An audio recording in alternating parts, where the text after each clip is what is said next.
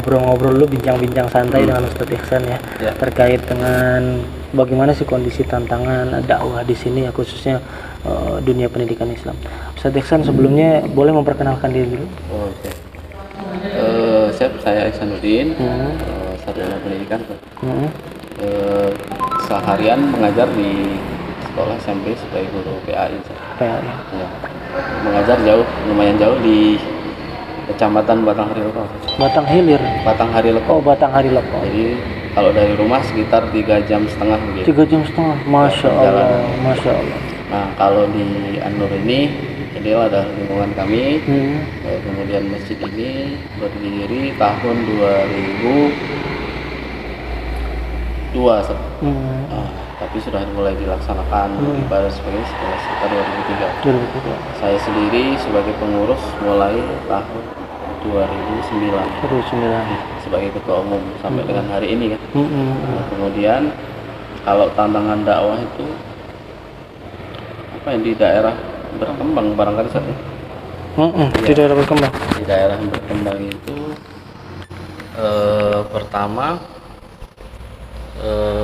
penduduk kita itu berasal dari banyak kalangan, suku juga ya, suku dan sebagainya. Kemudian adanya pengaruh-pengaruh negatif ya, semacam ya, narkoba ya dan lain sebagainya, yang mungkin kalau di lingkungan kita ya mudah-mudahan tidak terus terang-terangan gitu kan mereka. Tapi kalau di lingkungan yang kanan kiri kita memang narkoba itu ya mungkin lebih dari kita gitu. Betul. Mungkin kalau kita lihat dari sisi pemerintahan, pemerintah daerah kita sudah mengantisipasi. Salah satunya itu tentang perda larangan pesta malam hari. Gitu. Jadi tahun 2018 ada perda nomor 2 tahun 2018 tentang larangan pesta di malam hari. Jadi kalau ada organ tunggal ataupun musik-musik di pesta kan, itu hanya diperbolehkan sampai dengan sore hari. Karena memang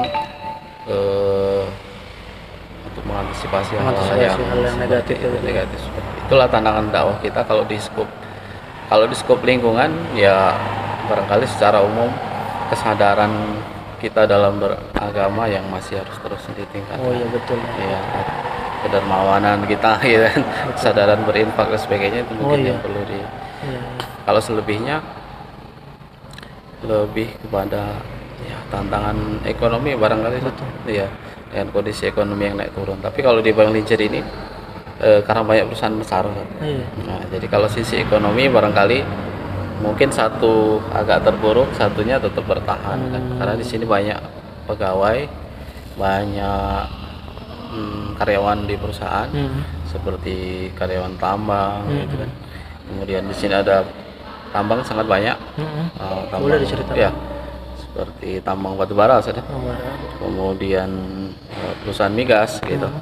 Kemudian ada PLTU, pembangkit listrik tenaga uap gitu. Kemudian ada lagi pabrik-pabrik besar seperti ya pasti pabrik sawit. Kemudian perusahaan ya kayu gitu dan sebagainya. Nah, itu memang cukup menopang ekonomi di Bayan. Kalau khusus lingkungan lingkungan ini baru ramenya. Jadi lingkungan kita itu tahun 2008 gitu. Rumah sakit kan baru berdiri di depan ini. Ya. Jadi semenjak rumah sakit berdiri memang lingkungan kita ini menjadi cukup magnet ya bagi warga untuk ya berkumpul buat lingkungan di sini gitu. Dulu masjid kita ini bangunan terakhir. Di sana sudah hutan semua di tahun 2005. Ini bangunan terakhir. Nah, tapi kalau sekarang kita berjalan 500-600 meter itu sudah penduduk. Ada pemukiman ya. Nah, itulah kondisi kita. Ya. Tapi kalau untuk kondisi kita ini di pendidikan anak-anak sore itu sekitar 80 sampai 90 hari. 80 sampai 90 khususnya yang mereka ngaji di sini. Ngaji di Masya Allah. Dan di sini memang ternyata stok Al-Quran itu tidak banyak ya Ustaz. Tidak Dan banyak. juga memang sepertinya yang saya lihat ini di belakang nih memang agak ini juga ya, rusak kayak gitu, ada yang nggak ada sampulnya gitu ya. Jadi mudah-mudahan dengan adanya wakaf Quran yang dititipkan oleh Bapak Ibu sahabat Dermawan Al-Hilal ini bisa memicu semangat dengan adanya Al-Quran yang baru. Ya, siap. Anak-anak bisa lebih semangat lagi belajarnya, ngafalnya dan yang mengamalkan. Iya. Itulah kondisi kita saat. Tapi ya alhamdulillah kita ini ada orang-orang tua yang peduli dengan kondisi lingkungan, baik dari segi keagamaan atau kondisi sosial lainnya kan. Jadi kami bagi pengurus ini merasa sangat ya terbantu karena kita bisa bekerja sama dengan baik kan, baik oleh aparatur pemerintah maupun ya para orang tua kita yang mensupport kegiatan-kegiatan keagamaan maupun kegiatan sosial. Masya Allah, alhamdulillah luar biasa. Boleh diceritakan sedikit Ustaz terkait kondisi keluarga Ustaz Ihsan? Keluarga saya, saya sehari-hari sebagai guru, kemudian anak saya 3, saya 3, alhamdulillah sudah kuliah di semester 2 yang besar di UIN Jambi, kemudian nomor 2 di pesantren Al Hidayah Jambi juga PAL 10, kemudian yang ketiga masih kelas 4 MI. Ya, istri di rumah, kita membuka rumah bekam. Masya Allah, ya, rumah rupiah kan. Itulah waktu selepas dari ngajar, ketika ada waktu, masih ada waktu, kami manfaatkan untuk bekam dengan rupiah. Masya Allah. Biasa. Ini kalau saya lihat keluarga Ustadz ini produktif semua. Jadi maksudnya berkembang gitu ya, semuanya dalam ini ya, dalam kegiatan yang positif yang baik kayak gitu. Ustadz mengajar, insyaallah istri juga ada usaha juga kan, lagi merintis. Mudah-mudahan ini menjadi keluarga inspirasi buat semuanya gitu. Bahwasanya kita ini harus bergerak, harus berbuat ya, agar kita tetap terus bisa produktif gitu, untuk bisa hidup bermanfaat. Ustadz Ihsan, kalau untuk guru-guru ngaji di sini kondisinya kayak gimana ya? Untuk khususnya yang di pelosok seperti yang kesana itu, apakah mereka ada bantuan dari pemerintah, diperhatikan khusus dari Pemda juga, atau seperti apa untuk guru ngaji ini? Ya, jadi saya sendiri sampai saat ini menjadi pengurus BKPRM, misalnya Badan Komunikasi Pemuda Remaja Masjid Indonesia di Kabupaten Musi Banyu. Perhatian alhamdulillah cukup ada, walaupun masih dirasa tidak maksimal ya, tetapi ada. Dari tahun 2014 kalau tidak salah, waktu itu saya masih pengurus kecamatan. Jadi setiap guru itu mendapat insentif dari pemerintah itu sebesar 300.000. Jadi 300.000 itu dibayarkan dalam waktu 3 bulan sekali. 3 bulan sekali? Ya, 3 bulan sekali, 300.000 artinya 900.000 setiap menerima. Setiap 3 bulan. 3 bulan? Ya, kemudian kalau perhatian pemerintah baru sekedar itu gitu. Tapi sudah alhamdulillah ada perhatian dari pemerintah. Guru ngaji kita di masjid kita ini ada 3 senior. Kayak gitu. Kemudian yang selebihnya ada beberapa irmas kita yang membantu. Ada 4 atau 5 anak yang remaja masjidnya ya. Remaja masjidnya yang membantu pelaksanaan pengajian anak-anak gitu. Saya sendiri dulu terakhir mengajar di 2018. Ya.